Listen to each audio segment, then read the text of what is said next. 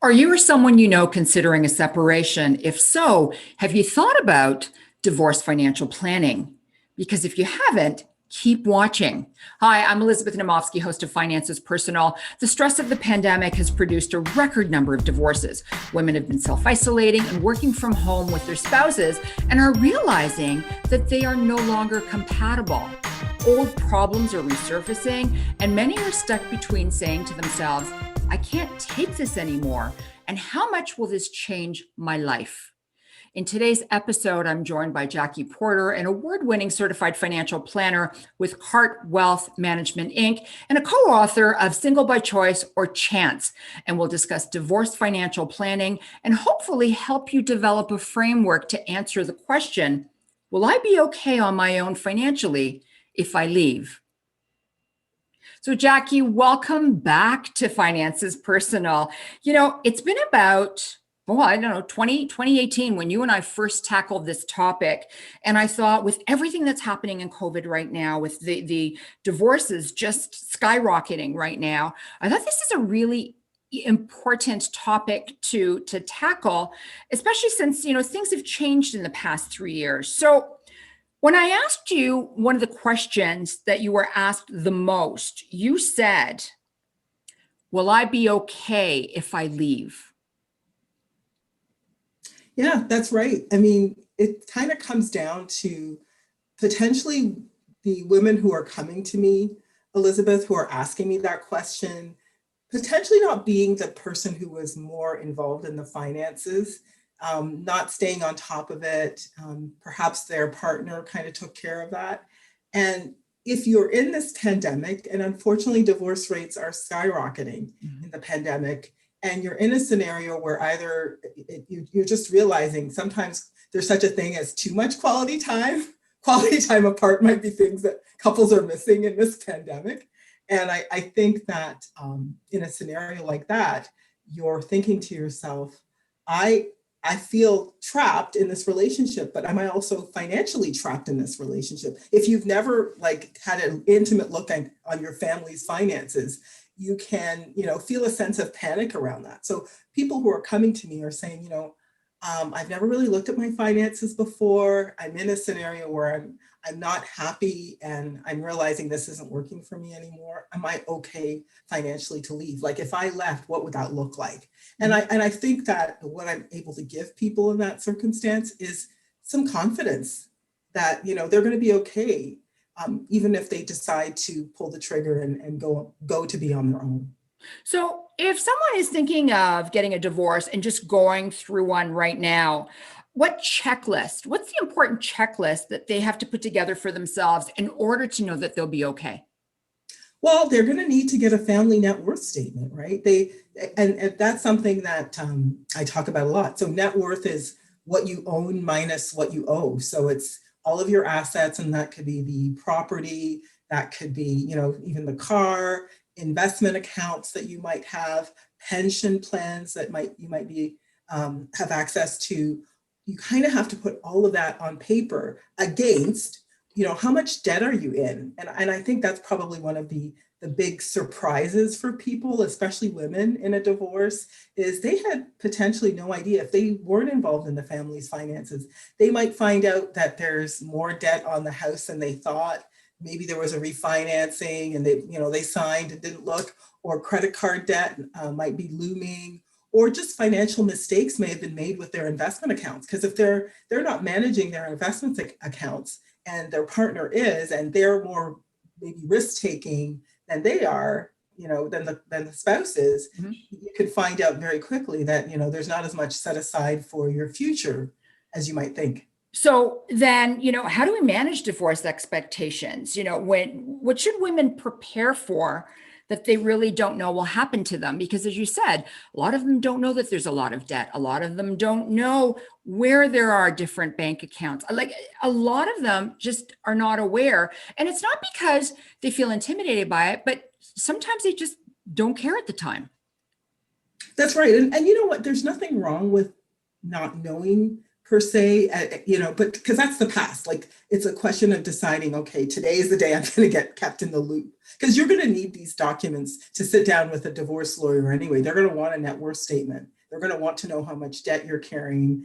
The other quick thing I was going to mention is, if you don't already and you're thinking, I'm going to want to have a divorce, start socking away some cash for that eventuality, putting money aside in a savings account, a high interest account, if you can get away with it. That's really crucial, because once you start that process, you just don't know where you're going to end up.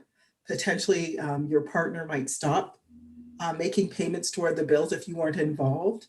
You could have a scenario where the lawyer says, I need X amount of money to start your case.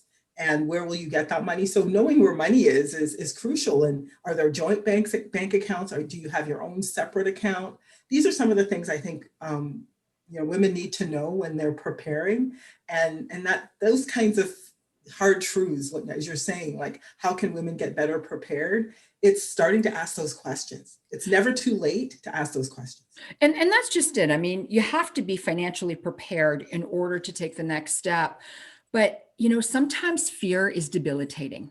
It is. So what do you tell someone, what do you tell a woman who's afraid to leave? Because there's so many unknowns out there, right? The financial status is going to be different. The household status, everything is going to change. How badly do you want it? That's a good question, actually. It's a good, honest question. It's how badly do you want it? Because time, the reality of the pandemic is, one of the things we were talking about just before the show is time is short, life is short. We just don't know. So if you really want to make a change, and often when people are contemplating a divorce, it's not the first time they were thinking about. By the time they come to me, or the time, it's been looming for a while.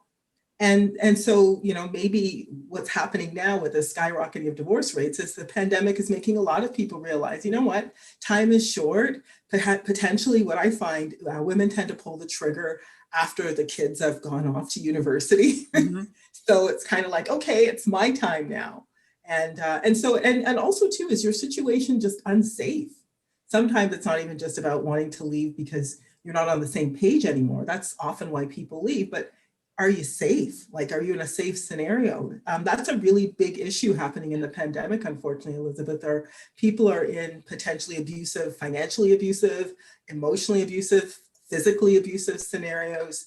And, those are things that take a huge toll on your mental health as well. So how badly you want it is a valid question. And the key is, I think this pandemic has made everyone's relationships honest. It's made them transparent.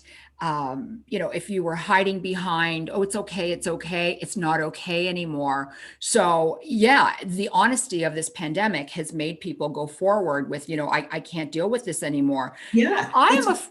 Sorry? I was going to say, it's one thing when you're seeing somebody, a lot of people can manage a relationship that's not working if it's just weekends between, Saturdays and Sundays, or Sundays between, all day, and then maybe 7 to 12 during the week. 3 times a week or something. It's one thing when it's 24/7 and you're home all the time and you're with the person, with the kids, without a lot of childcare and support. It really does reveal the cracks in relationships. Well, that's been the reality too, because you have a lot of couples who work all day.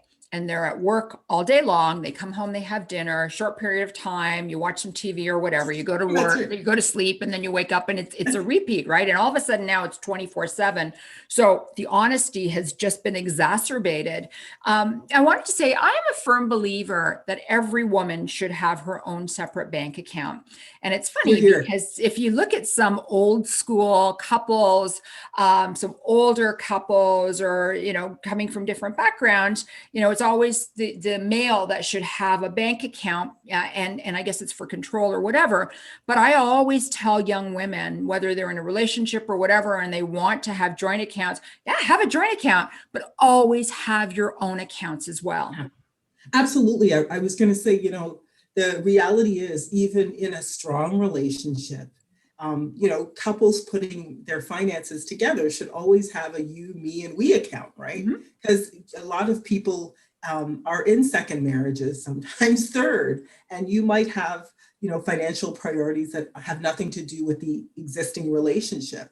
And so that can cause a strain on the relationship if all of a sudden you have a joint account and you're taking money out for, Tommy, your ex-husband's, your son you have with your ex-husband. That might cause some strain. So, I just think it's a good idea, because the truth is you don't retire potentially at the same time. You may not. Well, women live longer. You live longer. Exactly. So that being said, we're going to have specific things that we want to do on our own, potentially, second marriages, what have you, and then they're going to think things we're going to do together as a couple. So that always should be how you operate, because as you said, you just never know what could happen in the future. And it just makes sense. I mean, I think women should still strive to have some level of financial independence while working with a partner on goals that they're trying to achieve together. Yeah, I'm glad we're on the same page, because I'm a firm believer of this, regardless. Now, a lot of us have our retirement savings funds, our RSPs. We have tax-free savings accounts. Yeah. There's the locked-in, the LIRAs. And a lot of women forget that, if you're going through a divorce, change your beneficiary, update your will. There are so many pieces of paper and so many documentation that has to be updated. And these are things that people forget. Yeah, you have to do it after the divorce is final. However, you should speak to a lawyer about what the implications are. If you are separating, have a plural separation agreement. So that if you're making any changes to any of your beneficiaries, your lawyer can give you some guidance on the best way to structure that while you're still while the divorce is still pending. So I have a few friends that are going through divorce right now. It's a pandemic divorce, and they've given me a few questions, and I'm going to ask you the questions, because if they have given these questions to me, that other people are asking the same question. So the one was, if the wife makes more money, does she have to pay spousal support? Because this is always asked. She may have to. She may have to, because how big of a gap in income is her partner's versus her income? Mm-hmm. And how long were they together? And how old are they? Right? So all of those are factors that will weigh into how much spousal support would likely, be available to their ex-partner. Mm-hmm. And, I don't know what the state of the relationship is in, if they're still friendly in scenarios like that. If you're still on good terms, you can always negotiate those things. It doesn't necessarily have to go to, the Department of Justice for making decisions on what the law says your spouse should get. So try to keep the door open to, a friendly negotiation on that. Get advice from your lawyer on what you'd owe in a spousal support scenario, and then make decisions from there. And, you just said something that's really, really important, friendly negotiation, because sometimes people just want to stick it to each other, and they want to make the other one pay and the other one hurt. And the problem with that is the lawyers end up getting all of your retirement funds. That's right. The lawyers make money on that. Yeah. And you're left with almost nothing, because all of your money has gone to the lawyers, because you can't be amicable. And that's one of the things you have to do. If you were amicable at times during the marriage, you really should try to keep that going during the negotiations. Well, you know what? The reality is, talking about finances is difficult. I mean, that's why you have the show. So talking about finances as a couple in any scenario is difficult. But if you consider that you want to take really good and productive financial habits into a new relationship, consider this negotiation with your ex your training ground to do that. So what is it going to benefit anyone if you're upset when you're trying to make these negotiations? Just consider that. You want to go in that scenario with a cool head, because you tend to make better decisions when you're not upset. Absolutely. And that's the same thing as when you're shopping, right? Don't go when you're hungry. Don't make those decisions when you're freaking out or whatever. You need that calming period in order to be able to make really good decisions for yourself. Yeah. So consider that the muscle you want to keep building, because finance is the major reason people divorce in the first place. Mm-hmm. So you want to start building those really good habits to take into your next relationship. So one of the other questions that came in was, your child is 18 plus, just as you had mentioned, and, but a full-time student. Now, does the husband pay child support, and can this be waived? The husband would, depending on, who has the child, what the income differential is, basically, they would likely, so assuming they're earning more income and the child is residing with, the child is residing with the other partner, then they would likely have to pay child support. And it's typically based on, and, I was trying to think of the website that's associated with child support. And for some reason, of course, it's not coming to my head right now, but I'll send it to you so you can put it in the show notes. Okay. But what I was going to say is, it's really, what's the lifestyle, going back to lifestyle, what's the lifestyle that was provided for the child prior to the divorce? Because you're just trying to make sure there's no hardship as a result of that. So likely they would. Keep in mind, an 18-year-old, are they going to university, college? Because there would be those expectations that there would be financial support required to help them pay for that. And that's typically you're paying for support till about 25 for a child in college or university. Yeah, it's ongoing. And a lot of people seem to forget that, while the children are still in school, you still have to pay the child support. You still have to pay support. And right? You know what actually that I thought was really interesting case law that I read a few years ago was there was a individual who had been taking care of his twin daughters for many, many years and found out that those twin daughters were actually not his children.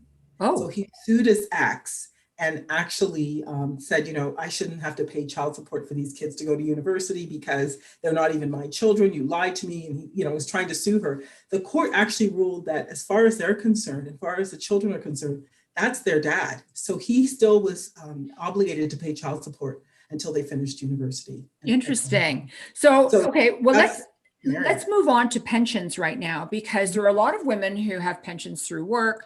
Their husbands don't have a pension. Is the husband eligible for a portion of the pension? And if so, how do they receive it? Do you know?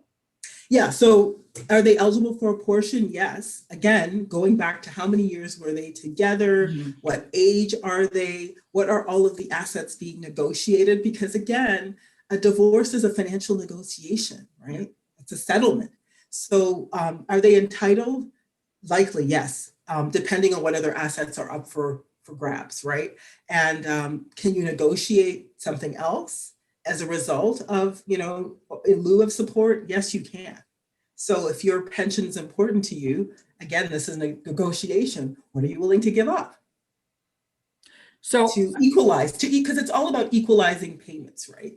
But it would be based on the number of years you were together, right, that they would be entitled to a pension, a portion of your pension. So, my next question is about, women don't want drama. Nobody wants drama, right? And we're just going to talk about the, everybody thinks that they can split amicably. And it isn't usually that way, because tempers and emotions and everything else start taking number one position. Well, you know what I find, Elizabeth? It's not even just tempers. I find that women get cheated out of a lot from a financial perspective, just because they don't know what the family has. Yes. And they don't understand what the financial implications are when they settle without, because again, it's a negotiation. So if you're trying to keep family harmony, you've got children, you don't want to have too much drama. So the woman is often likely to not want drama because they want to keep family harmony and hopefully keep all the friends that they had in the marriage. They might just sign off too quickly on a settlement. We actually have the opposite problem. And then we don't recognize that, if we've given up some of getting the pension or, foregone the spousal support that we were entitled to, what's the future self? What is it going to cost our future self? Well, the thing too is, we have to look out for ourselves. And that's something that we typically don't do. We put the kids first, we put everything else first. But what happens if, as you said, you negotiate very quickly and you settle, and, all of a sudden you are left living in poverty. And yet he remarries or finds somebody that, makes more money than he used to, and he's living in a lap of luxury. And that's one of the reasons why I started this show. And This you show know was what? started because women in Canada end up living in poverty. That's And, correct. That's what I was going to say. and that's because they don't understand finance. They've had a really bad divorce. They've negotiated poorly for themselves. We also make less money than men. That's We right. make 87 cents to the dollar and we Yeah, live longer. that's So right. And the pension doesn't factor that in. Our no, pension plans. nothing gets factored in. Yeah, that's right. So, words of wisdom for somebody before I segue to my last question and my last closing. Words of wisdom to anyone who's going through a divorce right now, is separated, and I mean, it is like you are going through a death. You Yeah. have to mourn a loss. So there's a lot of emotion there. There's a lot of habits. There's a lot of a regular life, whether it was good or bad, you're still used to it. So what are your words of wisdom for You know, anyone who's going through a divorce right now? I would say do everything you can to protect your mental health and seek support. I mean, it's difficult because support usually means your friends from the marriage, and sometimes people take sides. So if you don't feel that there's somebody in your corner, get professional counseling. There's a lot of services available now, especially because of the pandemic. But definitely do whatever you can to protect your health, because it's very difficult to make good decisions when you don't feel psychologically healthy. So that's the first thing. And practice as much self-care as you possibly can. And don't should and shame yourself into thinking I could have done this or I couldn't have done that. As you said, men often actually have somebody coming out of the relationship, whereas a woman is still mourning the loss of the relationship, even if they knew it was coming. So there's a lot of healing that needs to be done. So just be around positive people who are going to feed you through that process, and then build a team of people that can help you do the math, get the numbers done. Talk to a financial professional who can walk you through, kind of like I was talking about in the beginning of the show. Am I going to be financially okay? What am I going to need? That's really crucial financial information to have ahead of the time before making a negotiation. At least, even if you settle, you're doing it with your eyes open. Mhm. Have a Because you've really got people good, that will advocate for you. exactly. So you want to create these team of advocators, a mental health professional, a lawyer, a good real estate agent, because you want somebody to help you if you're having to sell that property, get the most that you can. And also talk you down, because sometimes women are thinking, we'll stay in the house. I don't want to change the family's neighborhood for the friends and the kids. Is that a wise thing to do from a financial standpoint? How much are you going to get in the divorce? Is it going to help you upkeep that property? So, build that team around you. Get a tax professional involved, because if you're settling things like a pension, TFSA account versus an RSP, what are some of the tax implications? Non-registered assets, what are some of the tax implications of taking one asset versus taking something else? So build that team around you. You don't need to feel like you're doing it alone. And, I think one of the reasons why I do this is because I certainly understand what it's like to be on my own. I've been on my own, like I was suddenly single at 16, and recognize how difficult it can be when you lose people that you're close to. That happened to be my mother. It wasn't a spouse, but I certainly am passionate about empowering women, because I understand how important just having a team, and I've built that team around me, people that I can rely on. So build your own team. Don't feel bad. Turn the page and start to create the future you want to have. We can't do anything about the past, but the future we want to create is ours if we decide that we're going to focus on it and be intentional about that. And I think the key too is to say, surround yourself with really good people. I mean, there have been a few times Crucial. where you and I have reached out to each other and said, hey, there's a scenario. What would you do? What do you think? And, even though we work in the same industry, and, you would say that, we should be against each other. We're both really passionate about financial literacy. We support each other. And not only do we support each other, but we support whatever it is that we're doing from the side. I was talking to a girlfriend of mine, and she said she was speaking to a coach, and the coach said, think about people that you really need to forgive in your life. Ooh. And she started naming off people And the coach said, no, no, no. In order for you to get better, you need to forgive yourself. And I think that's right. one of the key things that we need to think about as well. After you've got all your financial professionals and everyone else, you need to forgive yourself as well. Yeah, 100%. And that's one of the only ways you're going to turn the page, right? Is to say, you know what, this happened. Every experience, every experiment starts out ends up becoming experience, right? So the marriage was an experiment. It became your experience. And now what are you going to do with that? Which is why I'm like, there's no sense going into that divorce in a way that's going to be negative, that's going to, draw on your mental health, make it worse. You want to think about the future you want to create. So you want to bring as much positive vibes into the future you want to create as possible. And I think, so find that support system. I think you're right about the positive vibes as well, because, rather than looking at it as a failure, That's right. As women, we need to take risks, because with every piece of failure we have, it ends up building our foundation for our confidence. So rather than, looking at it as a negative, take it as a positive and move on.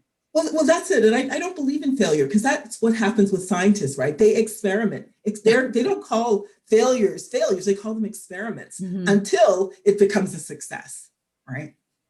Yeah, you know what? That's a great way to end on that portion of it. Now, one more thing, because you wrote this incredible article for Morningstar.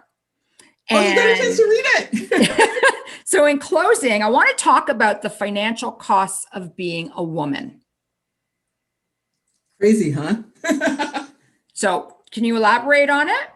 Well, we spend so much more as women. I think I talk a little bit about some of the tangible costs, that being, what we call the female tax. Our haircuts aren't the same. Our beauty products aren't the same as men. I mean, tell me why there's a shaver that's more expensive for women than men. Is it doing something different? No. It's still hair. So, there's the intangible costs, but there's the tangible cost, but there's also the intangible costs. And I talk a little bit about something I've entitled patriarchal judgment. And it's kind of going back to some of the things we're talking about. We live in patriarchy, and patriarchy means we see everything through the lens of men, and men who judge us. And we use that same lens to judge ourselves. And typically, it's usually negative, right? It's usually sizing ourselves up as not measuring up based on using the patriarchal lens instead of our own lens.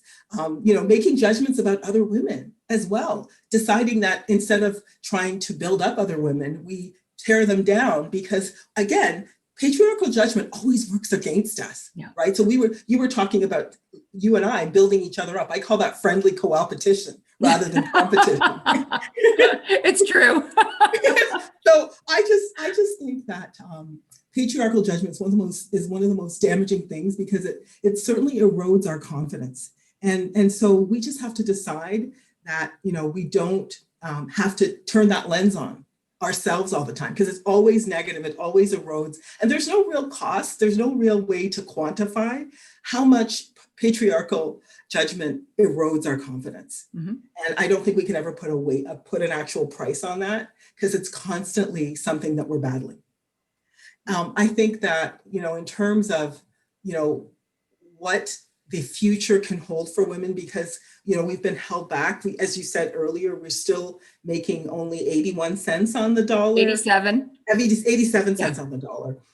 That we still have a long way to go. If we don't make huge sweeping changes in society, we're not going to get where we need to go. And I think another crack in the pandemic is, unfortunately, things are getting worse for women in the pandemic, just simply because we have had so many women have to opt out of the workplace, just simply because they have so much overwhelming responsibilities around all the unpaid work that we do. Yet another cost to us, right? On top of living longer, which is another cost to women. So I think that, there's a real opportunity for corporations, for major corporations, for stakeholders to decide that they're going to support, giving women more opportunity, more access, because we're still underrepresented underrepresented in major corporations as far as being CEOs or in senior positions. So all of these things need to change. And,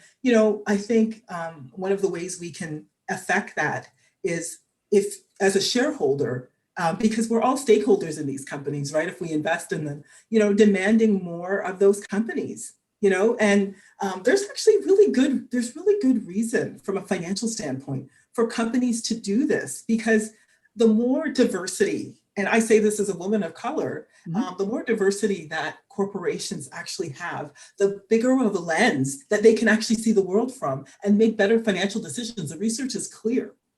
Kinsey did a report back a year ago, and it said that the actual financial benefits for corporation are many.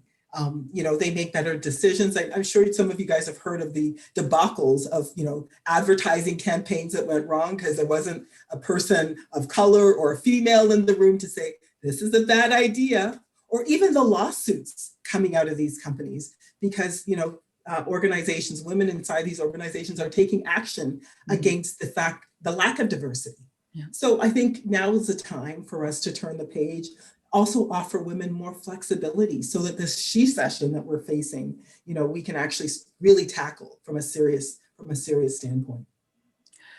My friend, so great to talk to you again. And so great to see you. And, sadly, it isn't in person, but that'll happen soon enough. Exactly. We have to do lunch very, very soon. All right, hon. You take care. Bye for now.